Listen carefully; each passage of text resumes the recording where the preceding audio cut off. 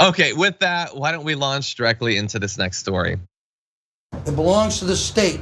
It belongs to these gentlemen right here who are state legislators representing you. That is the best way, I think, as a man, that women get the best voice at the state level, not at the federal level. And it's really Senator Hassan that doesn't understand this, right? And she needs to get on board with the Supreme Court decision. Okay, that is the clearest example of mansplaining. But this woman doesn't understand this. You need gentlemen. Gentlemen should be deciding for you. That we'll figure it out. Okay, you woman, you don't get this. We'll figure it out and we'll give you whatever rights we think you deserve or whatever. That's Don Bolduc, GOP Senate nominee. They're all a bunch of clowns. This one perhaps more than others, because a lot of the candidates in this cycle seem to understand that the right's position on abortion is reprehensible and they need to hide it as best they can. He's not doing that. He is to some extent trying to reassure people in New Hampshire that he will not support a federal ban on abortion, which I would classify as a lie, a massive, massive lie. The states' rights thing applied to abortion is a dodge. They will ban it at the state level when that's what they can do, and they will replace that with a federal ban as soon as they're able. But the idea that he would, like, if you want to make the case that the state thing is the important part, don't stress that you've got good Republican gentlemen to make the decision for all of the women. That just seems like a terrible decision optically. Now listen here, lady, we know that dinner's late, so clearly you're busy. Just let us men do all the important politicking work, and we'll decide what you can do with your bodies, and you can get cooking on the meatloaf, darling. How about that? That's basically what they sound like to me, right? And so a theme we've had with this like shows we've been doing so far today is that it's a kind of a test, like a game of chicken, so to speak, with Republicans. Do they think that they can get away with this? There's a lot of reason to believe that they can, because they have for the past 4 or 5 years under Trump and a little bit before and a little bit afterwards. But they have to understand that 50% of the population, not just the voting population, but just the population writ large, more or less, depending on wherever you're looking at, more than 50% are women.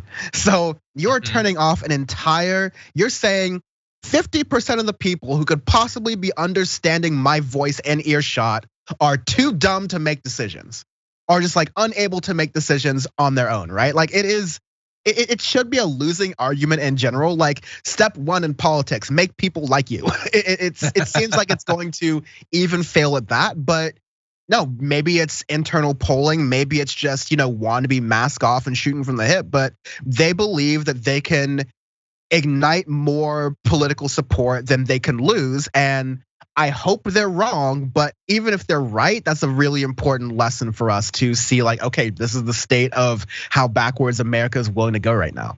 Yeah, well, I think he's a great example of how backwards America is willing to go. Like, I think all of the calculations that you were referring to there, I think some politicians, even grotesque troglodyte Republicans, are willing to do some of that.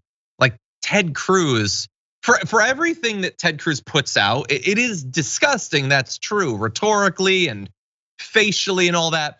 But he's also, let's be clear, not giving us an accurate read on who he really is, because he knows that that's worse. They all have to hide who they truly are. But the issue is that in their quest for, like, there's basically this big contest of wanting the most, I was gonna say a purity test, but it's really an impurity test. They want the worst people. And so some of those worst people are not the I'm gonna hide my true feelings type. Like Don Bolduc is awful, and he's enthusiastically awful. He called the Republican governor of that state like a tool of the communist Chinese. Like this is an old school, like AM radio crazy. And so he's not as good at covering it.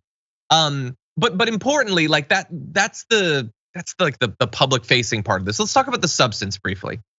So he is saying what a lot of them are saying, which is, hey, okay, so I know that we just like stripped away bodily autonomy and 30 million plus women now live in states where they can't decide what happens to their own body, but that's as far as we'll ever go. We're not gonna go any farther. We just want it at the state level. even though we know that people like Lindsey Graham are pushing for a federal ban. So what he wants you to believe is, if the Republicans take over the Senate, and if they put forward a national ban, he'll be the dissenting vote that sinks it. Don Bolduc will go against all the Republicans and sink it. Who the hell believes that? Who actually, because honestly, what's the downside for him? He's saying now, so if you go to Kate Constantini, who's a spokesman, says he opposes a federal ban on abortion. Okay, so he opposes a federal ban on abortion. Now let's say we fast forward 1 year, he gets elected and he votes for it. What? He resigns in shame? They run him out of the country? No, it'll just be another lie, another hypocrisy that we'll have to move on from. So he definitely will support the federal ban.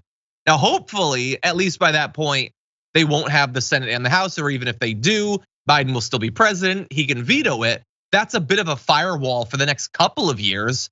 But President DeSantis would definitely sign a federal abortion ban at the first hour or whatever. So I think people need to be worried about this. This guy is ridiculous. He's a bit of a joke, and he is losing right now in polls by something like 8 points. But there's still time. There's reason to believe that the crazies might outperform their polling, Dan. And so I would still be very worried about these sorts of races. Listen, you're very right, but think about the glorious single Sunday morning we'll get when, every other right has been taken away. Abortion rights have been officially signed out of law. This guy turns back on his word and says, "Oh well, the anti-federal abortion ban just came across my desk, and golly gee, I just decided to sign it because I'm just in a silly mood today." When that happens, there'll be a bunch of moderate, quote unquote, Democratic Congress people on Sunday morning shows going, "Well, I don't know. He promised. He said he wouldn't do it, and I believed him. I took him at his word. I just couldn't believe." No, it takes me back to the thing Dana Lash said a couple days ago in response to all the Herschel Walker things. Republicans, to paraphrase her, don't care if there are aborted baby bald eagles. All right, they just want a Republican. They just want ours on the board so that they could do whatever they want. Regardless of the morality, regardless of the hypocrisy, regardless of the principles, they just want that power, and they will do whatever they can to get it. And of course, they're not above lying for that. Come on, 100%. None of us here were born yesterday. Yeah, no, I 100% agree. That in the same, a person could take their old sign that said, "Surely the norms will save us," and just cross out and put, "Surely their promises will save us," and that'll be a great shield when they come for your rights.